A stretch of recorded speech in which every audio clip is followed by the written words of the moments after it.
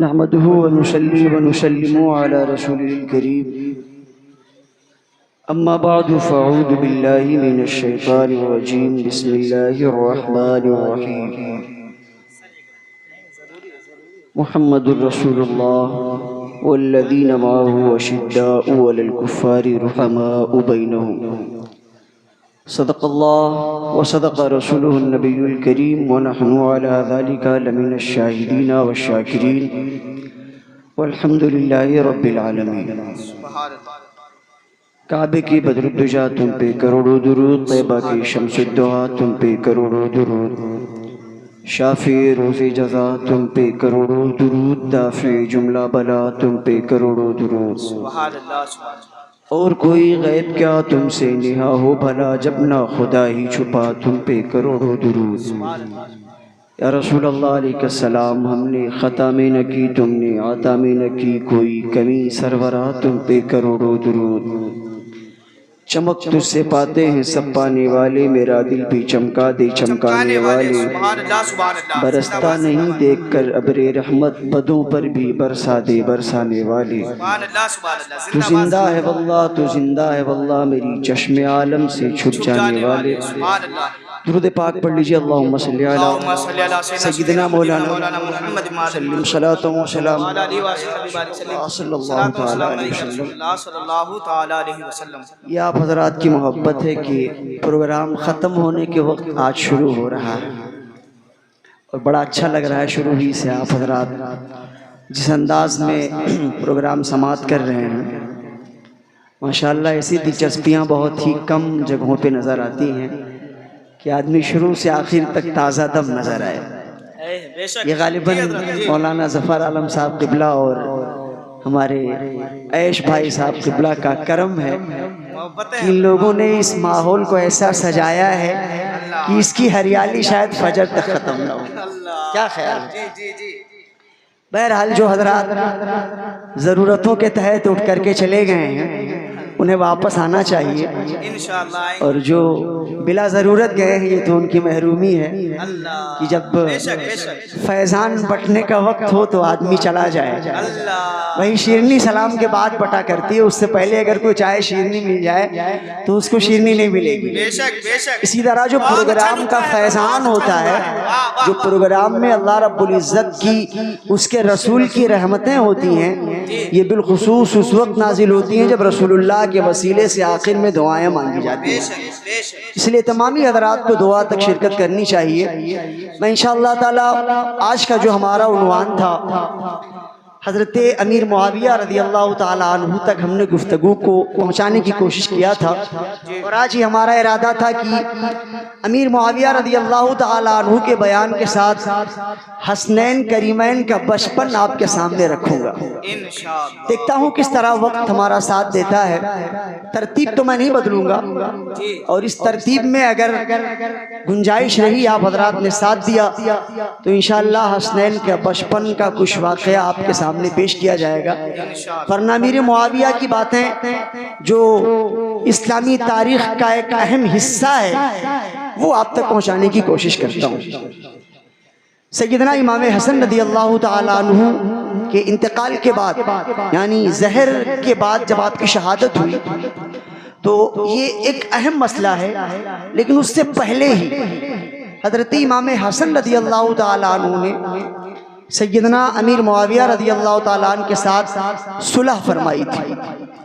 یہ صلح 3 شرطوں پر ہوئی تھی جس کا بیان میں نے کل کر دیا۔ آج بس ایک اشارہ کرنا ہے ان حضرات کے لیے جو سیدنا امیر معاویہ رضی اللہ تعالیٰ عنہ کے تعلق سے اپنی زبان تان کو دراز کر رہے ہیں۔ امام حسین رضی اللہ تعالیٰ عنہ نے یزید سے بیعت نہیں کی۔ کیوں؟ وجہ یہ تھی کہ یزید بیعت کے لائق نہ تھا، اس لیے امام حسین نے یزید سے بیعت نہیں کی، سر کٹانا کنبہ لٹانا پسند کر لیا۔ اور امام حسن رضی اللہ تعالیٰ نے حضرت امیر معاویہ سے صرف بیعت نہیں بلکہ اپنی خلافت کا تاج ان کو پہنا کر کے یہ اعلان کر دیا، اے دنیا والوں معاویہ کو غلط نہ کہنا، اگر معاویہ غلط ہو ان کے ساتھ کبھی صلح نہیں کرتے۔ بے شک، سبحان اللہ سبحان اللہ، حضرت زندہ باد زندہ باد۔ معاویہ غلط نہیں ہو سکتے، بے شک، اگر وہ غلط ہوں گے تو امام حسن کبھی بھی ان کے ساتھ صلح اور سمجھوتا نہیں کر سکتے۔ بے شک، سبحان اللہ۔ یہ نبوت والے گھرانے کی شان ہے۔ اور پھر امیر معاویہ تو وہ عظیم الشان صحابی ہیں جن کے بارے میں پیغمبر اعظم صلی اللہ تعالی علیہ وسلم نے اتنا اہم انعام و اکرام عطا کیا کہ جب 13 حضرات اکٹھا کیے گئے قرآن کو لکھنے کے لیے، قرآن جب اللہ کی بارگاہ سے نازل ہوتا تھا تو اس قرآن کو جبریل امین آ کر رسول اللہ کو سناتے، پھر رسول اللہ اپنے کسی صحابی کو بلا کر اسے لکھواتے تھے۔ ان لکھنے والوں میں سے ایک عظیم نام حضرت امیر معاویہ ابن سفیان رضی اللہ عنہ۔ آپ اندازہ لگائیں کہ اگر امیر معاویہ رضی اللہ تعالی عنہ کے اندر کسی قسم کی کوئی کمی، کوئی خامی ہوتی تو پیغمبر اعظم صلی اللہ علیہ وسلم وحی الہی کے لکھنے والا عظیم الشان کام کبھی امیر معاویہ کے حوالے نہ کرتے، اور اس کے بعد صرف امیر معاویہ کو کام ہی نہ دیا بلکہ امیر معاویہ کے تعلق سے پیغمبر اعظم صلی اللہ تعالی علیہ وسلم نے ارشاد فرمایا، مشکات شریف کی حدیث پاک میں اس کو روایت کیا گیا ہے، پیغمبر اعظم ارشاد فرماتے ہیں، اللہم علمہ المعاویہ، اللہم علمہ معاویہ الکتابہ والحسابہ وقہ العذاب، اے پروردگار تو معاویہ کو کتاب کا علم عطا فرما، حساب کا علم عطا فرما، اور ساتھ ہی ساتھ معاویہ کو عذاب نار سے محفوظ فرما۔ سبحان اللہ سبحان اللہ۔ اتنی زبردست اللہ کے پیغمبر کی دعا حضرت امیر معاویہ کے تعلق سے ہے۔ اس امیر معاویہ کو اگر دنیا کا کوئی انسان برا کہتا ہے، آپ اندازہ لگائیں کہ وہ کتنا بڑا نالائق قسم کا آدمی ہوگا۔ اور حضرت ایک پتی کی بات بتاؤں، جی جی عطاؤ۔ حدیث پاک میں اللہ کے پیغمبر صلی اللہ علیہ وسلم نے ارشاد فرمایا کہ جو بندہ رسول اللہ کو رشتہ دے وہ بھی جنتی ہے، اور جو بندہ رسول اللہ سے رشتہ لے وہ بھی جنتی ہے۔ یہ حدیث پاک میں کہ جو بندہ رسول اللہ کو رشتہ دے، مطلب اگر کوئی انسان رسول اللہ کے گھر میں اپنی بیٹی بھیج رہا ہے تو وہ بندہ بھی جنت کا حقدار ہے، اور اگر کوئی انسان رسول اللہ کے گھر سے بیٹی لے رہا ہے تو وہ بھی فضیلتوں والا جنتی انسان ہے۔ بیٹی لینے والوں میں نام آتا ہے عثمان غنی کا، بیٹی لینے والوں میں نام آتا ہے حضرت مولا علی کا، اور جب رشتہ دینے والوں کی بات آتی ہے تو رشتہ دینے والا ابو بکر ہے، رشتہ دینے والا عمر ہے، اور انہیں رشتہ دینے والوں میں ایک عظیم الشان نام آتا ہے حضرت ابو سفیان رضی اللہ تعالی عنہ کا، جن کی صاحبزادی حضرت ام حبیبہ رضی اللہ عنہا ہے، رسول اللہ کی زوجہ مقدسہ حضرت امیر معاویہ کی بہن ہے۔ اب آپ اندازہ لگائیں، خود ہی فیصلہ کریں، جب بیٹی دینے والا بھی جنتی ہے، بیٹی لینے والا بھی جنتی ہے، تو علی جنت میں جائے گا، معاویہ جہنم میں کیسے جا سکے؟ غور فرمائیں، حدیث کو پڑھنے کے بعد آدمی صرف حدیث کے اوپری پہلو پر غور کر کے نکل جائے یہ علم نہیں ہے۔ حدیث کو پڑھ کر کے اس کی گہرائی میں گھسنا، اس کے معنی اور مفاہیم تک پہنچنا، اس کو حقیقی علم کہا جاتا ہے۔ اور ایک اہم بات اور بتائیں امیر معاویہ کے تعلق سے، باتیں یاد آ گئی، حضرت امیر معاویہ ہیں۔ ایک بہت اہم کربلا کی داستان میں قصہ ہے جناب حر رضی اللہ تعالی عنہ کا۔ یہ حضرت حر ایسے انسان ہیں جنہوں نے امام علی مقام کا راستہ روکا تھا کربلا میں۔ جب مدینہ منورہ سے میرے امام کا قافلہ روانہ ہوا، مکہ ہوتے ہوئے کوفہ پہنچے، تو اس راستے میں یزید کا جو سب سے پہلا لشکر آیا تھا امام حسین کو گھیر کر روکنے کے لیے، اس لشکر کے سپہ سالار تھے جناب حر۔ جناب حر نے امام کا راستہ روکا، جناب حر نے امام کو تنگ کیا، جناب حر نے امام پر پانی بند کیا، جناب حر نے امام کو کربلا میں اترنے پر مجبور کیا، اور جب جنگ کا دن آیا تو حر کانپ گئے اور امام علی مقام کے خیمے کی طرف چلے آئے یہاں۔ اب باقی داستان اگلے دن، یہاں جو پوائنٹ ہے آپ کو وہ سناؤں۔ جناب حر جب واپس حضرت حسین کے خیمے میں آئے، اب میں دنیا بھر کے تمام رافضیوں اور خارجیوں سے چیلنج کے ساتھ پوچھنا چاہتا ہوں، کیا کوئی انسان، کوئی بھی دعوے دار جناب حور کو جہنمی کہہ سکتا ہے؟ ہرگز نہیں کہہ سکتے۔ ہرگز نہیں۔ وجہ کیا ہوئی؟ اب تک جو حور حضرت حسین کا راستہ روک رہا تھا، وہ حور اب جناب حسین کا راستہ نہیں روک رہا، بلکہ وہ حسین کے قدموں میں آ گیا، اس لیے وہ جنتی ہو گیا۔ میں کہنا چاہتا ہوں، اگر حور امام حسین کا راستہ روک کر ان کے خیمے میں واپس آ جائے تو وہ جنتی ہو سکتا ہے، تو جو معاویہ کفر کا لشکر چھوڑ کر رسول اللہ کے قدموں میں آ جائے وہ جنتی کیسے نہیں؟ زندہ باد، زندہ باد۔ نعرہ تکبیر، نعرہ رسالت، اور بلند آواز سے استقبال کریں۔ نعرہ تکبیر، نعرہ رسالت، مسلک اعلی حضرت، علماء اہل سنت، ذکر شہدائے کربلا، ہر صحابی نبی جنتی۔ سبحان اللہ، سبحان اللہ۔ عزیزان ملت اسلامیہ، تو وہ حضرت امیر معاویہ کی شان ہے جنہوں نے کفر کا لشکر چھوڑ کر رسول کریم کے قدموں میں اپنا سر رکھا، اور جو بندہ رسول کریم کے قدموں میں سر رکھے اس کے تعلق سے حدیث بتاتی ہے، اگر کوئی انسان ایسا ہو جس نے رسول کریم صلی اللہ علیہ وسلم کو صرف پل بھر کے لیے دیکھا، صرف کلمہ پڑھا ہے، اس کے علاوہ اس کے زندگی میں نہ تو کوئی نماز ہے، نہ کوئی روزہ ہے، نہ کوئی عبادت ہے، نہ کوئی ذکر ہے، نہ تسبیح و تحلیل ہے، صرف اس نے کلمہ پڑھا اور اس بندے کا انتقال ہو گیا۔ حدیث کے الفاظ ہیں، فقہا فرماتے ہیں اس بندے کے درجے، اس بندے کے مقام کو اگر کوئی غوث و قطب ابدال پہنچنا چاہے کبھی بھی کسی قیمت پر نہیں پہنچ سکتا جو فقط چند لمحے کا صحابی ہو، اور معاویہ تو وہ ہیں جنہوں نے زندگی اپنی 40 سال اسلام کی خدمت کر کے گزاری ہے، اس معاویہ کو جہنمی کیسے کہا؟ سبحان اللہ، سبحان اللہ۔ اتنی عظیم شان ہے حضرت امیر معاویہ کی۔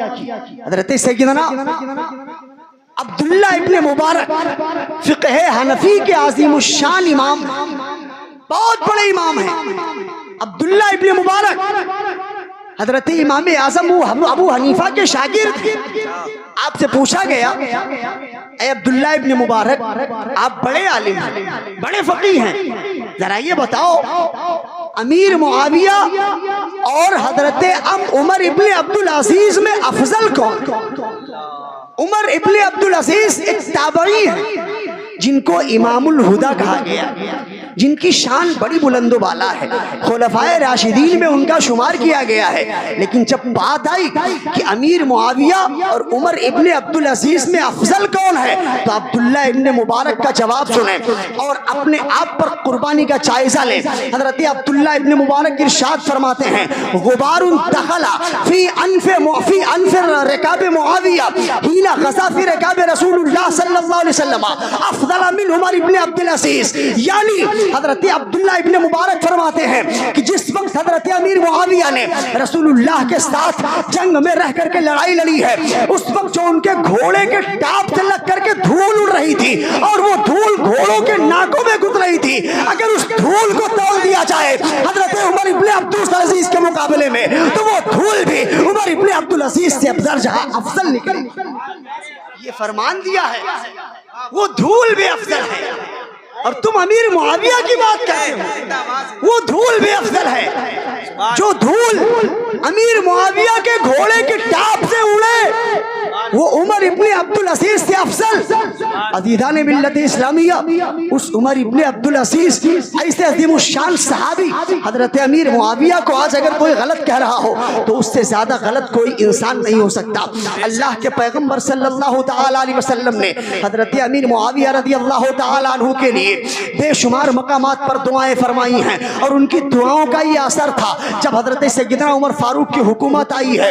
عمر فاروق رضی اللہ تعالی عنہ نے حضرت سیدنا امیر معاویہ رضی اللہ عنہ کو دمشق کا حاکم بنا کر کے بھیجا، اور انہوں نے اپنے حکومت میں اس قدر اچھے کارنامے انجام دیے کہ عمر فاروق جیسا اہم ترین حاکم وقت ان کو ان کی حکومت پر برقرار رکھتا ہے۔ تاہین حیات عمر فاروق کے ساتھ میں حضرت امیر معاویہ نے دمشق میں حکومت فرمائی ہے، اور جب دمشق میں ان کی حکومت مکمل ہوئی ہے اس کے بعد عثمان غنی کی خلافت آئی ہے۔ حضرت عثمان غنی نے سیدنا معاویہ رضی رضی اللہ تعالیٰ عنہ کو صرف دمشق نہیں بلکہ پورے ملک شام کا گورنر بنا دیا، اور اس طرح گورنری کر کے 20 سال انہوں نے خدمت انجام دی ہے۔ اور اس کے بعد میں امام حسن رضی اللہ تعالیٰ عنہ سے جب آپ نے صلح فرمائی ہے سن 41 ہجری میں، اس سن 41 ہجری کے بعد سے مکمل 22 لاکھ مربع میل پر حضرت سیدنا امیر معاویہ نے خلیفۃ المسلمین کی حیثیت سے حکمرانی کی۔ سبحان اللہ سبحان اللہ، زندہ یہ 40 سال اگر کوئی صحابی پوری جماعت میں 40 سال حاکم کی حیثیت سے رہا ہے تو یہ شرف صرف امیر معاویہ کو حاصل ہے۔ بے شک سبحان اللہ سبحان اگر امیر معاویہ کے اندر خوبیاں نہ ہوتی، امیر معاویہ کے اندر اچھائیاں نہ ہوتی، تو وہ مقدس صحابہ جن کے بارے میں اللہ رب العزت فرماتا کلہم عدول، تمام صحابہ عدل والے، اللہ کے پیغمبر نے جن کے تعلق سے ارشاد فرمایا اصحابی کالنجوم، وہ عظیم الشان صحابہ امیر معاویہ کو کبھی برداشت نہ کرتے۔ ان اصحاب نے امیر معاویہ کو برداشت کیا اور ان کا احترام کیا، ان کی قدر فرمائی، نتیجے میں حضرت امیر معاویہ نے 40 سال حکومت فرمائی ہے۔ اور یہ ایسی حکومت تھی کہ آپ نے اپنی دور حکومت میں ہر طرح کی خانہ جنگی کو ختم کر دیا۔ حضرت علی کے زمانے میں خانہ جنگی پھیلی ہوئی تھی، آپس میں بڑی لڑائیاں چل رہی تھی، لیکن جب امیر معاویہ کا دور حکومت آیا ہے ہر طرح کی خانہ جنگیاں بند ہو گئی ہیں۔ لوگ کہتے ہیں امیر معاویہ رضی اللہ تعالیٰ عنہ نے اہل بیت سے بغاوت کی ہے، امیر معاویہ نے اہل بیت سے دشمنی کی ہے۔ لوگ یہ بیان کرتے ہوئے ان کی زبانوں میں زلزلہ نہیں آتا۔ تاریخ جبکہ یہ بتا رہی ہے جس وقت حضرت سیدنا امام حسن رضی اللہ تعالیٰ عنہ نے امیر معاویہ سے صلح فرمائی ہے، امیر معاویہ نے عرض کیا تھا حضور میں آپ کے بدلے میں خلیفہ ضرور بن رہا ہوں مگر آپ کا عزت و احترام میرے نظروں کے سامنے رہے گا، میں آپ کو جب بھی بلاؤں گا آپ ہماری دعوت پر لبیک کہیں گے، جب بھی آپ کی خدمت میں ہماری دعوت آئے گی آپ ہماری یہاں حاضر آئیں گے، آپ کی تشریف آوری کے ہم منتظر ہوں گے۔ اور یہی معاملہ تھا، حضرت سیدنا امیر معاویہ نے امام حسن رضی اللہ تعالیٰ عنہ کو اپنے دور خلافت میں جب تک امام حسن باحیات رہے کئی مرتبہ اپنے گھر پہ دعوت میں بلایا ہے، اور جب بلایا ہے بھاری رقم سے آپ کو انعام دیا ہے، آپ کو نوازا ہے، یہاں تک کہ ایک مرتبہ کا واقعہ ہے جب حضرت سیدنا امام حسن واپس آنے لگے امیر معاویہ نے اپنی تھیلی سے دینار نکالا دینے کے لیے، اس وقت امیر معاویہ کی تھیلی میں 4 لاکھ دینار تھے اور وہ 4 لاکھ دینار امام حسن کو عطا فرمائے اور آپ نے ان کو قبول کر کے دعائیں۔ سبحان اللہ سبحان اللہ، زندہ باد زندہ باد۔ کہتے ہو دشمنی تھی، اگر دشمنی ہوتی تو 4 لاکھ دینار معمولی کام ہے، یہاں تو کسی کی جیب سے 100 روپیہ نکلنا مشکل ہے۔ امیر معاویہ جیسے عظیم الشان بندے نے 4 لاکھ روپیہ امام حسن کو پیش کیا، اور صرف ایک موقع پر نہیں بلکہ ایسا ہزاروں موقع پر ہوا ہے۔ ایک مرتبہ تو بات آئی علی کی شان میں نعت پڑھنے کی، علی کی شان میں قصیدہ پڑھنے کی۔ آج بھی علی کا قصیدہ پڑھا جاتا ہے، لوگ نوٹ اڑاتے ہیں، نوٹ اڑاتے ہیں آج علی کے قصیدے پر، اہل بیت کے قصیدے پر۔ اڑاؤ، بالکل اڑانا چاہیے، اور یہ اڑانا اگر کسی نے سکھایا ہے تو اس کا نام امیر معاویہ ہے۔ امیر معاویہ نے فرمایا من انشا شعرا فی مدح علی یلیق به اعطاہ الف دینار فی الف شعر۔ حضرت امیر معاویہ کہتے ہیں اگر کوئی بندہ اس پورے مجمع میں حضرت علی کے شان میں شعر کہے اور وہ شعر علی کے شان کے لائق ہو تو میں اس کو ایک شعر پر 1000 دینار عطا کرتا ہوں۔ 1000 دینار ایک شعر پر، معمولی بات نہیں ہے۔ ایک شاعر کھڑا ہوا، بڑا عظیم شاعر تھا، ایک شعر پڑھا اس نے۔ امیر معاویہ فرماتے ہیں علی افضل من، جو تو نے شعر پڑھا ہے علی اس سے افضل ہے۔ 1000 دینار اس کو دیا اور فرمایا علی افضل من۔ ایک شاعر اور کھڑا ہوا، اس نے مجمع میں علی کے شان میں قصیدہ پڑھا، امیر معاویہ نے اس کو بھی 1000 درہم دیا اور کہا علی افضل من، علی اس سے سے بھی بڑھ کر کے ہیں. اب ایک تیسرا شاعر کھڑا ہوا, اس نے بھی علی کے شان میں شعر کہا, 1000 دینار اس کو بھی ملا. امیر معاویہ کہتے ہیں علی نفسل من. اس کے بعد میں بڑے بڑے شعراء بیٹھے تھے, عربی زبان کے ماہرین تھے, انہوں نے علی کے شان میں شعر کہے ہیں, سب دینار لے کر کے جا رہے ہیں. اسی درمیان میں ایک شاعر کھڑا ہوتا ہے اور اس شاعر نے ایک ایسا شعر پڑھا حضرت علی کے شان میں, جو شعر رسول اللہ کی نعت گوئی بھی تھی, علی کی تعریف بھی تھی. امیر معاویہ خوش ہوتے ہیں, صرف ایک شعر پر اس بندے کو 7000 دینار عطا کرنا.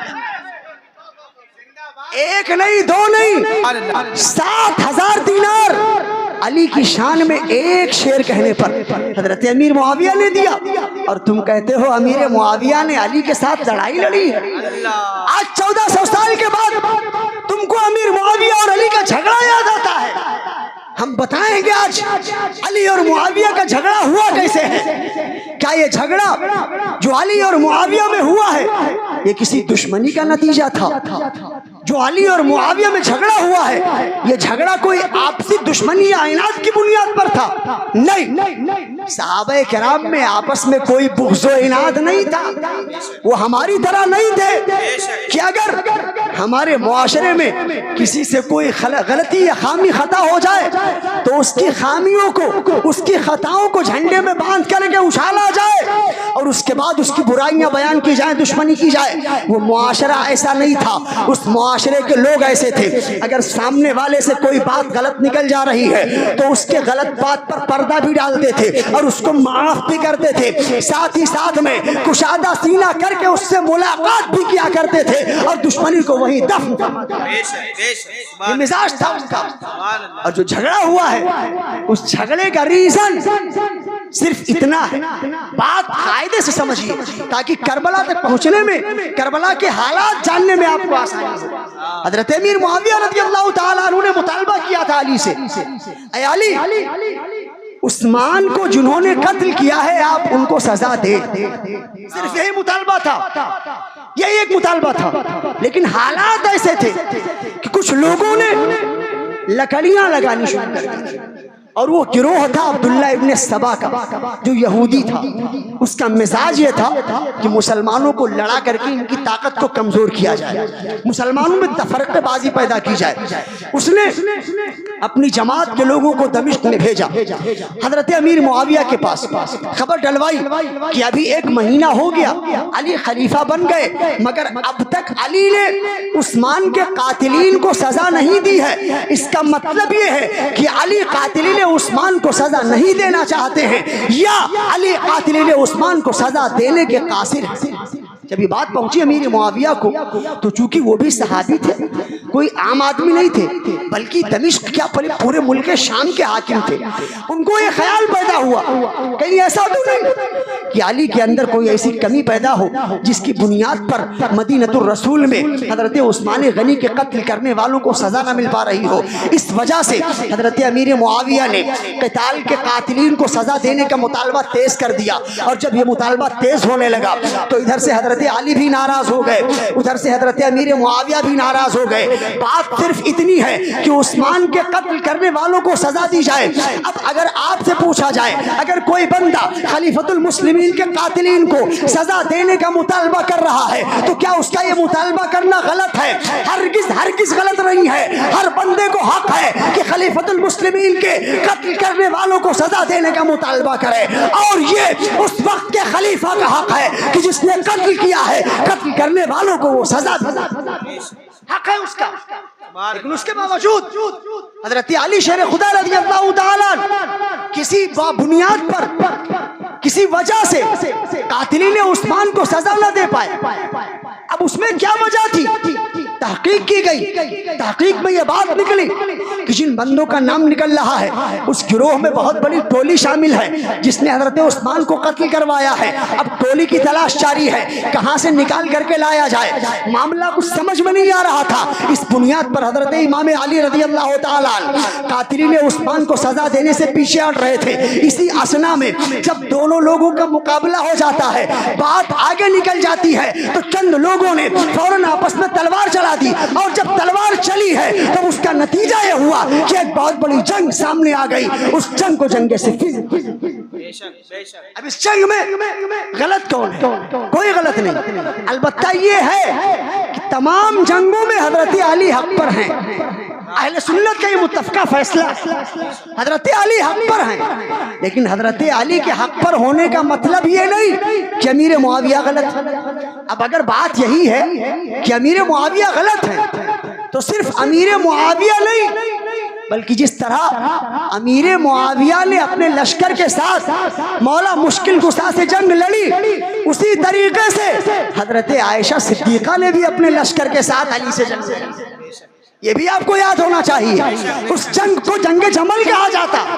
حضرت عائشہ اونٹ پر بیٹھی ہے، ان کے اشارے سے صحابہ کرام اپنے سر دھڑ کی بازی لگا رہے، بڑی جنگ ہوئی ہے۔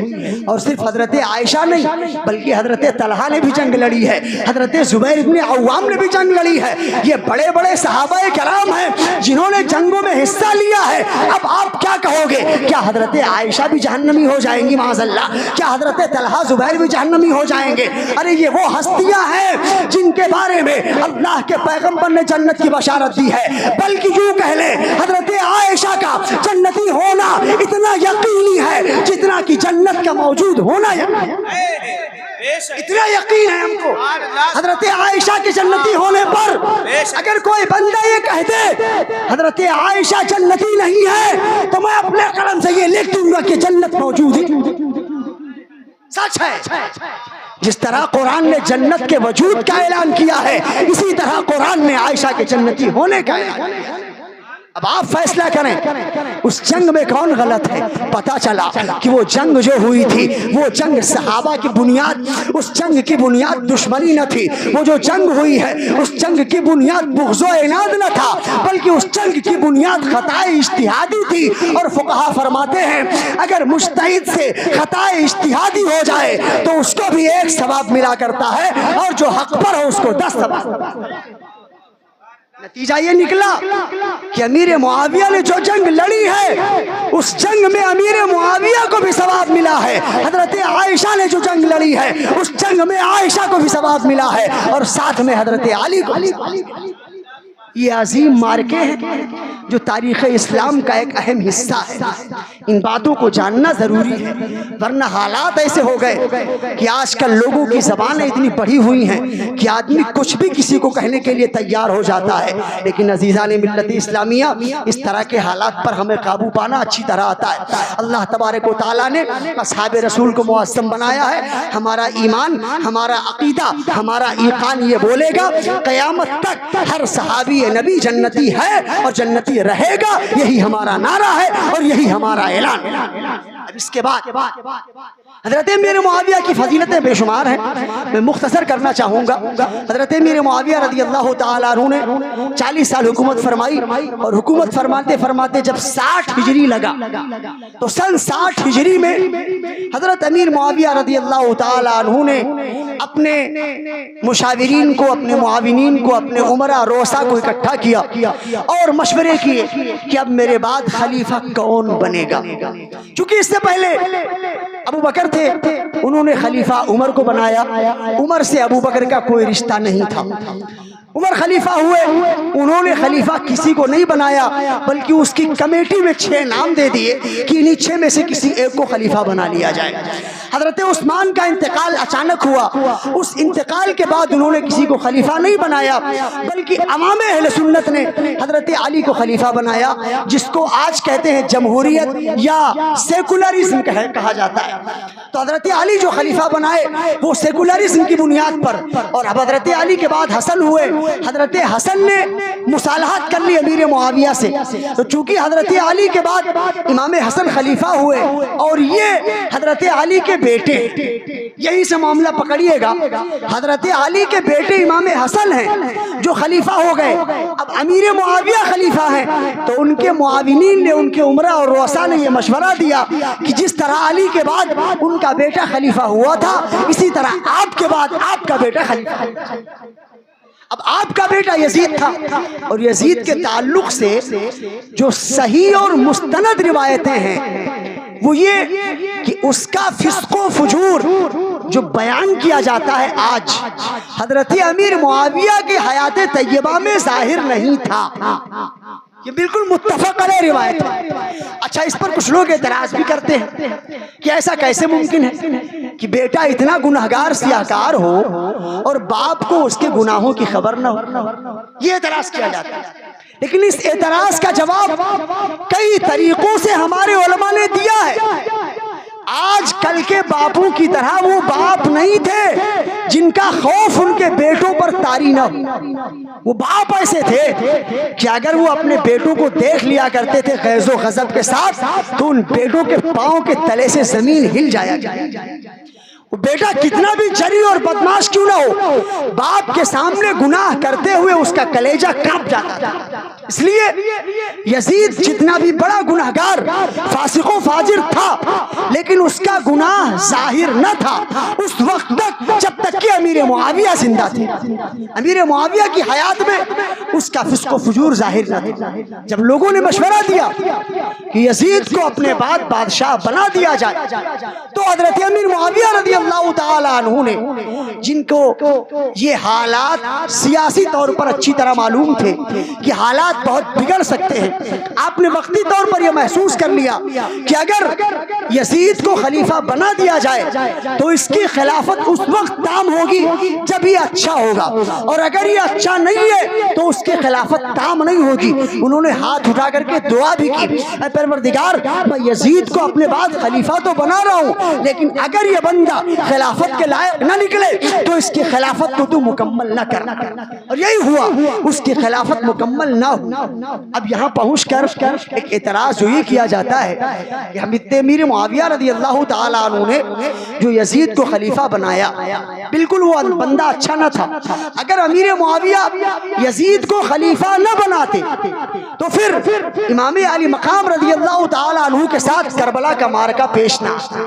یہ بات رکھی جاتی ہے۔ یزید کو امیر معاویہ نے خلیفہ بنا کر کے غلط کیا تو سارا الزام معرکہ کربلا کا امیر معاویہ کے سر آتا ہے۔ عزیزان ملت اسلامیہ، میں کہنا چاہتا ہوں حضرت امیر معاویہ نہ تو کوئی نبی ہے نہ تو کوئی خدا جن کو ہر طرح کا علم غیب حاصل ہو کہ امیر معاویہ کے بعد یزید کیا کرنے والا ہے، لیکن یزید کیا کرنے والا ہے اس چیز کو اللہ کے پیغمبر اچھی طرح سے جانتے ہیں۔ یہ چیز اللہ تبارک و تعالیٰ اچھی طرح جانتا ہے۔ تو اب جس طرح سے بندہ اعتراض کر رہا ہے کہ امیر معاویہ نے اگر یزید کو خلیفہ نہ بنایا ہوتا تو معرکہ کربلا پیش نہ آتا۔ عزیزان ملت اسلامیہ، یہی اعتراض پلٹ کر حضرت امام حسن تک آئے گا کہ حضرت امام حسن کو معلوم تھا کہ امیر معاویہ کا بیٹا خراب ہے، امیر معاویہ کو خلافت دی جائے گی تو اس کے بعد میں ان کے بیٹے تک خلافت پہنچے گی۔ امام حسن نے صلح کر کے غلط کر دیا اور پھر اس کے بعد معاملہ یہی ختم نہ ہو جائے گا بلکہ رسول اللہ تک بات آئے گی۔ رسول اللہ تو عالم غیب ہیں، آپ کو سب کچھ پتا تھا، ہاتھ اٹھا کر کے دعا کر دیتے۔ آپ تو اعلان کر رہے تھے کہ میرا بیٹا حسین کربلا کے میدان میں شہید ہوگا، آپ تو بتا رہے تھے حضرت امام حسین کی شہادت کے بارے میں۔ حضرت سیدنا رسول اعظم دعا کرتے، اے پروردگار یزید کو ہلاک کر دے تاکہ کربلا کا معرکہ پیش نہ آئے، اور پھر یہی بات ختم نہ ہوگی بلکہ بات آگے جائے گی۔ جب یہ معاملہ تھا اللہ تبارک و تعالیٰ کو یزید کو پیدا ہی نہیں کرنا چاہیے تھا تاکہ مارکے کربلا وجود ہی۔ بات یہاں تک آ جائے گی اللہ تبارک و تعالیٰ کو یزید پیدا ہی نہیں کرنا چاہیے تھا معاذ اللہ۔ لیکن جب اعتراض کی تختی کو بند کیا جائے اور حالات کو سمجھا جائے تو حالات کا تقاضا یہ ہے کہ مارکہ کربلا بھی ہو اور امام حسین رضی اللہ تعالی عنہ جن کی رگوں پے میں اسلام کی محبت بسی ہوئی ہے وہ اپنی محبت کا میدان کربلا میں اعلان بھی کریں۔ یہ قدرت الہی میں منظور تھا اور اسی منظوری کے تحت جب حضرت سیدنا امام حسین رضی اللہ تعالی عنہ پیدا ہوئے، پیدا ہونے کے ساتھ ان کے تعلق سے روایت میں آتا ہے سیدنا امام حسین رضی اللہ تعالیٰ شعبان کی 5 تاریخ کو سن 4 ہجری میں پیدا ہوئے۔ 4 ہجری میں امام حسین پیدا ہوئے اور 3 ہجری میں 15 رمضان کو امام حسن پیدا ہوئے۔ دونوں بھائیوں کی عمر میں تقریباً 10 سال کا 10 مہینے کا فرق ہے، صرف 10 مہینے کا۔ نہ امام حسن اور امام حسین کے درمیان زیادہ چھوٹا بڑا ہونا نہیں ہے، صرف 10 یا 10.5 مہینے کا فرق ہے۔ یہ دونوں صاحبزادے جب پیدا ہوئے تو بالخصوص امام حسین کے تعلق سے اللہ کے پیغمبر صلی اللہ تعالی علیہ وسلم نے ارشاد فرمایا حسین منی وانا من حسین، حسین مجھ سے ہے اور میں حسین سے ہوں۔ ایک ہی روایت نہیں بلکہ کئی روایتیں اس طرح سے ہیں جو امام علی مقام سیدنا حسین رضی اللہ تعالیٰ عنہ کی فضیلت میں وارد ہے، اور ساتھ ہی ساتھ کربلا کے معرکے کی طرف اشارہ بھی اللہ کے پیغمبر نے فرمایا۔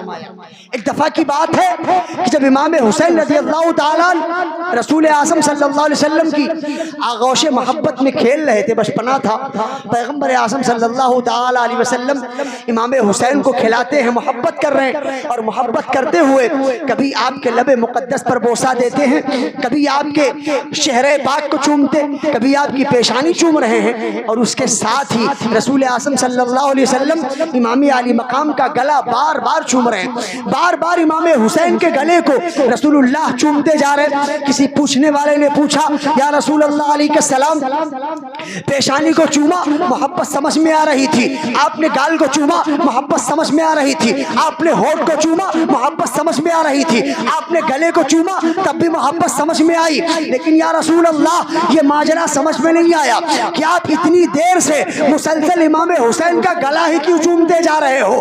رسول اللہ نے اس موقع پر جواب دیا تھا کہ میرے نواسے کا گلا وہ ہے کہ اس کے گلے پر اسلام کی شہادت کا خون دیکھ رہا ہوں، اسلام کی حفاظت کے لیے اس گلے پر تیر چلے گا، اس گلے کو چوم کر کے اس کا استقبال کرنا۔ بچپن ہی میں اللہ کے پیغمبر صلی اللہ علیہ وسلم نے امام علی مقام رضی اللہ تعالیٰ عنہ کی شہادت کا اعلان کیا، اور صرف ایک مرتبہ نہیں بلکہ کئی مرتبہ اعلان فرمایا۔ ایک روایت میں تو یہ آتا ہے کہ ایک دفعہ اللہ کے پیغمبر صلی اللہ علیہ وسلم اپنی چچی جناب ام الفضل کے یہاں ہیں، ان کے ہاتھ میں، ام الفضل کے ہاتھ میں اللہ کے رسول نے ذرا سی خاک اٹھا کر کے دی۔ اس خاک کو ام الفضل نے دیکھا، عرض کرتی ہیں یا رسول اللہ علیہ السلام جو خاک آپ نے ہم کو عطا کی ہے اس خاک کا مطلب کیا ہے؟ اس مٹی کو دینے کا مقصد کیا ہے؟ رسول ذیشان صلی اللہ تعالی علیہ وسلم ارشاد فرماتے ہیں اے میری چچی ام الفضل، یہ مٹی وہ ہے جس کو ابھی جبریل امین لے لا کر کے ہم کو دیا ہے، اور جبریل نے یہ مٹی ہم کو دے کر کے فرمایا ہے یا رسول اللہ علیہ السلام آپ کا جو پیارا نواسا ہے یہ نواسا اللہ تبارک و تعالی کے دین کی بقا کے لیے ایک دن شہید ہوگا، اور جس دن وہ بیٹا شہید ہوگا یہ مٹی خاک بن جائے گی۔ ام الفضل فرماتی ہے اس مٹی کو ہم نے سنبھال کر کے رکھا، جس دن امام حسین کی شہادت ہوئی ہے وہ مٹی واقعی خون بن گئی۔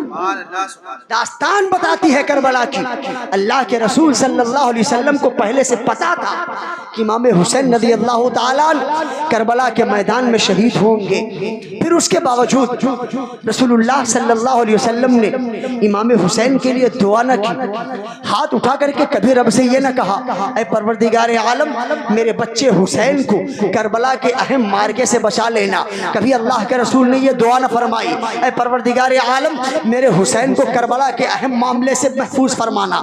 نہ حضرت سیدنا علی نے دعا کی ہے، نہ حضرت سیدہ فاطمہ نے دعا کی ہے۔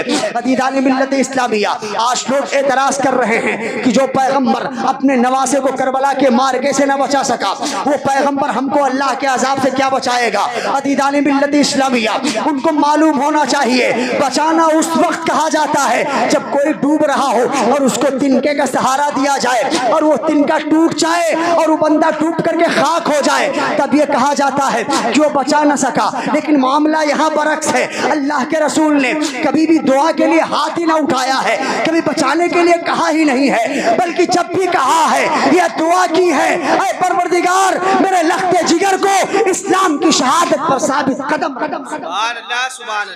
ثابت قدمی کی دعا کی ہے، اور اسی ثابت قدمی کی دعا کا اثر ہے کہ امام علی مقام رضی اللہ تعالیٰ عنہ اپنا سارا کنبہ قبیلہ لے کر جب میدان کارزار میں آئے ہیں اس وقت امام علی مقام رضی اللہ تعالیٰ عنہ نے صبر و رضا کا دامن اپنے ہاتھوں میں مضبوطی کے ساتھ تھام کر کے رکھا ہے، اور کبھی بھی اپنی زبان پر شکوے کا کوئی لفظ نہیں۔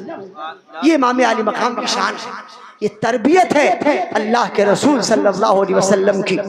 آج ہمارا معاشرہ اگر کسی معاملے میں سب سے زیادہ پیچھے ہے تو وہ فقط تربیت کا معاملہ ہے. بات آئی ہے تو میں تربیت عرض کروں. اللہ کے رسول صلی اللہ علیہ وسلم جب ان کے دونوں نواسے پیدا ہوئے ہیں، ان دونوں نواسوں کے تعلق سے پیغمبر اعظم صلی اللہ علیہ وسلم نے تربیت کا یہ انداز اختیار فرمایا ہے کہ ان دونوں نواسوں کو اپنی آغوش محبت میں ہمیشہ کے لیے رکھا ہے. اللہ کے رسول صلی اللہ علیہ وسلم اپنے نواسے کو تربیت دے رہے ہیں. اگر نماز میں ہے تب بھی نواسا ساتھ میں ہے، قرآن کی تلاوت میں ہے نواسا ساتھ میں ہے، اللہ کی عبادت میں ہے نواسا ساتھ میں ہے. کھانا کھانے کا طریقہ اللہ کے رسول اپنے نواسے کو سکھاتے ہیں. اللہ کے رسول نماز پڑھنے کا طریقہ اپنے نواسے کو سکھا رہے ہیں. اللہ کے رسول صلی اللہ علیہ وسلم اپنے نواسے کو ہر طریقے سے تربیت فرما رہے ہیں. یہاں تک کہ ایک دفعہ ایسا ہوتا ہے کہ اللہ کے پیغمبر صلی اللہ علیہ وسلم اپنے دونوں نواسوں کے ساتھ میں گھر میں تشریف فرما ہے. دونوں نواسوں کا مزاج بنتا ہے کھیلنے کے لیے. اللہ کے رسول نے کشتی کھیلنے کی اجازت دی ہے. حضرت امام حسن ہیں، حضرت سیدنا امام حسین ہیں، دونوں نواسے کشتی کھیل رہے ہیں. اللہ کے رسول نے فرمایا حسن حسین کو ذرا نیچے سے پکڑنا. اللہ کے رسول نے پھر فرمایا حسن حسین کو ذرا اوپر سے پکڑنا. اس طریقے سے اللہ کے پیغمبر حضرت حسن کو کشتی لڑنے کا طریقہ بتا رہے ہیں. جب یہ سیدہ فاطمہ آتی ہیں عرض کرتی یا رسول اللہ علیہ السلام حسین تو چھوٹا ہے، اگر آپ کو سکھانا تھا اگر آپ کو بتانا تھا تو حسین کو بتایا ہوتا، حسن کو کیوں بتا رہے ہیں؟ جواب دیتے اللہ کے پیغمبر اے میری بیٹی فاطمہ حسین کی طرف سے جبریل ہیں، وہ ان کو طریقے بتا رہے ہیں، اس لیے میں نے حسن کی طرف تعریف فرمائی. یہ انداز کہاں سے آیا ہے؟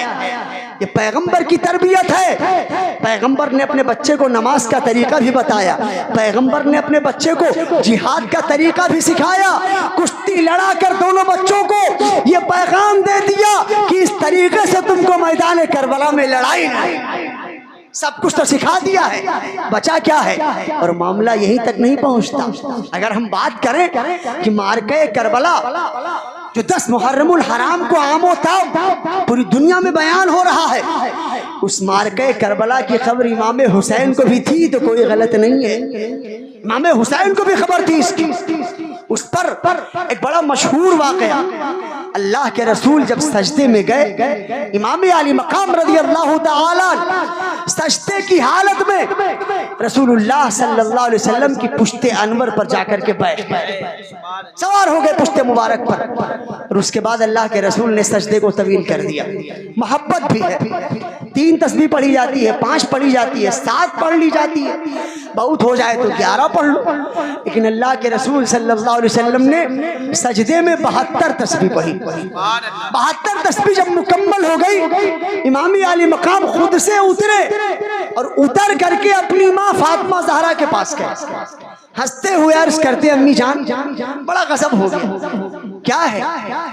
فاطمہ زہرا نے فرمایا معاملہ کیا ہے، اتنا کیوں ہنس رہے ہو؟ سیدنا امام حسین عرض کرتے امی جان آج آپ کے ابا میرے نانا نبیوں کے امام صحابہ کے تاجدار مسجد نبوی میں سجدے کی حالت میں تھے، میں ان کی پشت مبارک پر سوار ہو گیا. جب میں سوار ہوا تو میرے نانا نے مجھ سے پیار کیا، انہوں نے اپنے سجدے کو لمبا کر دیا، اتنا لمبا کر دیا کہ میں اتر ہی نہیں رہا تھا اور میرے نانا انتظار کر رہے تھے کہ حسین اترے تو میں سجدے سے سر. نانا انتظار کر رہے تھے. فاطمہ زہرا کہتی بیٹا بڑا غلط کیا ہے تو نے، سجدے کی حالت میں وہ بھی مسجد میں کوئی کیسے یہ کر سکتا ہے؟ امام علی مقام رضی اللہ تعالیٰ عنہ نے اس موقع پر جو اپنے بچپن والی زبان سے اپنی ماں کو جواب دیا، عرض کرتے امی جان تم کو پتا ہے آج میرے نانا نے میری حفاظت کے لیے 72 تسبیح پڑھی ہے، کل جب بات آئے گی نانا کے دین کو بچانے کے لیے کربلا کے میدان میں 72 جانیں قربان کر کے نانا کا دین. سبحان اللہ سبحان اللہ، زندہ باد. امام حسین کو بھی پتا تھا، ان کو بھی پتا تھا کہ نانا کا دین بچانا ہے نبی سے 72 تسبیح پڑھواؤ تاکہ ان 72 جانوں میں لڑنے کی طاقت پیدا ہو جائے، اور وہ 72 لوگ ایسے ہوں کہ ان کے اوپر تلوار چلے تب بھی ان کو فرق نہ پڑے، ان پر تیر پڑے تب بھی ان کو فرق نہ پڑے، ان پر اگر پیاس لگے تب بھی فرق نہ پڑے۔ یہ صدقہ ہے نبی کے سجدے کا، جس نے سجدوں کو معراج عطا کیا۔ سبحان اللہ سبحان اللہ، نعرہ تکبیر، نعرہ رسالت، مسلک اعلی حضرت، علماء اہل سنت، ذکر شہید اعظم کانفرنس، نعرہ تکبیر، نعرہ رسالت، سبحان اللہ سبحان اللہ۔ میرے ملت کے نوجوانوں، یہ امام علی مقام ہے۔ ہم نے تو اپنے بچوں کو تربیت سکھائی ہی نہیں۔ ہم نے اپنے بچوں کو اگر تربیت میں کچھ سکھایا ہے نا تو جانتے ہیں کیا؟ بچے کو کارٹون سکھایا ہے۔ بچہ رونے لگ جائے تو ہماری یہ عادت ہے کہ اس کے کانوں میں کارٹون کی آواز ڈالی جائے، لڑکا چپ ہو جائے گا۔ مگر قربان جاؤ اس تربیت پر، جب حسین رویا کرتے تھے فاطمہ قرآن کی لوریاں دے کر کے ان کو چپ کر۔ سبحان اللہ سبحان اللہ، زندہ آ گئی ہماری تربیت۔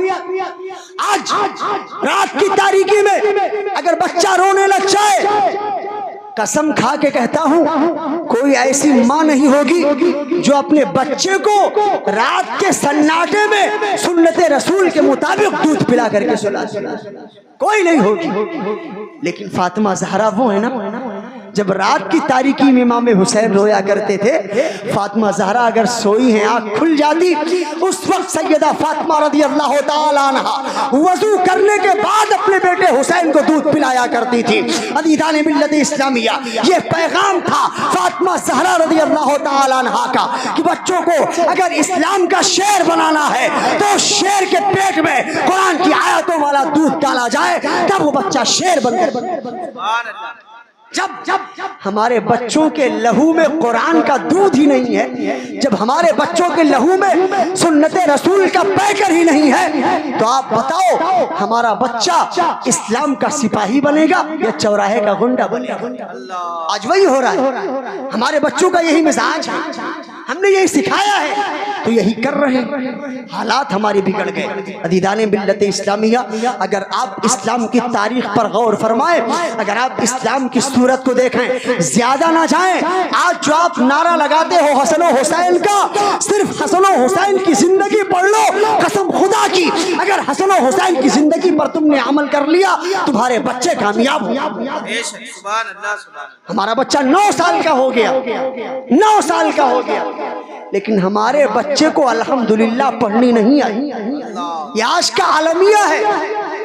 15 سال کا لڑکا ہو گیا، اس کو قرآن کی 15 سورتیں یاد نہیں ہیں، مگر قربان جاؤ نبی علی اور فاطمہ کی تربیت پر جب امام حسین رضی اللہ تعالیٰ عنہ 8 سال کے ہوئے ہیں، اس وقت ان کو 25 حدیثیں اللہ کے رسول یاد، سبحان اللہ سبحان اللہ، 25 حدیثیں یاد تھیں، اور انہوں نے اپنی زندگی میں 25 حج پیدل چل کر کے کیا۔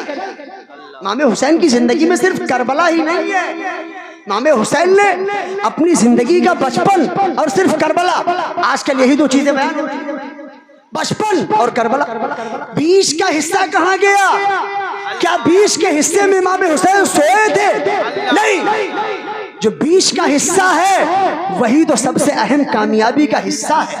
امام علی مقام رضی اللہ تعالیٰ عنہ صرف بچپن میں نہیں، جب بچپن گزرا ہے امام علی مقام رضی اللہ تعالیٰ عنہ نے قرآن کی تعلیم سیکھی ہے، حدیث کی تعلیم سیکھی ہے، فقہ اسلامی کی تعلیم سیکھی ہے، شریعت کے تمام امور کو سیکھا ہے، اور جب ظاہری شریعت کے امور کو سیکھا اور اس کو سیکھنے کے بعد جب کامیاب ہوئے تو اس کامیابی کی بات میں امام علی مقام نے طریقت کے علوم کو سیکھا ہے، اور اس قدر طریقت کے علوم حاصل کیے ہیں کہ امام علی مقام رضی اللہ تعالیٰ عنہ کے بارے میں فقہاء ارشاد فرماتے ہیں کہ وہ میرا امام اگر اپنی آنکھوں کو بند کر لے تو اس کو زمین کے اندر کی چیزیں بھی نظر آیا کرتی تھی۔ یہ طریقت کا عالم، یہ علم سیدنا امام حسین رضی اللہ تعالیٰ عنہ کو من جانب اللہ تبارک و تعالیٰ نے عطا فرمایا، کہ ان کی کوشش تھی، ان کی محنت تھی، تعلیم کے میدان میں آگے آئے، اور صرف تعلیم تعلیم سیکھ کر اس تعلیم کو اپنے گھر میں نہیں رکھا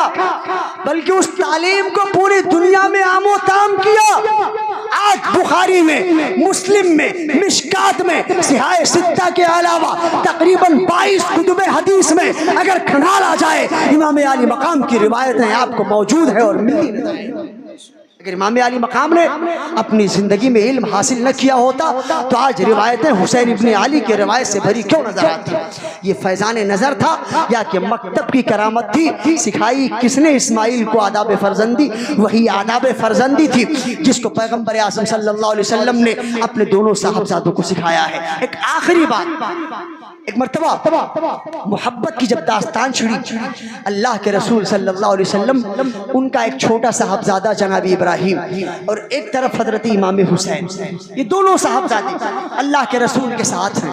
جبریل حاضر ہوئے، عرض کرتے یا رسول اللہ ان دونوں بچوں سے آپ کتنا پیار کرتے ہیں، کتنا پیار کرتے؟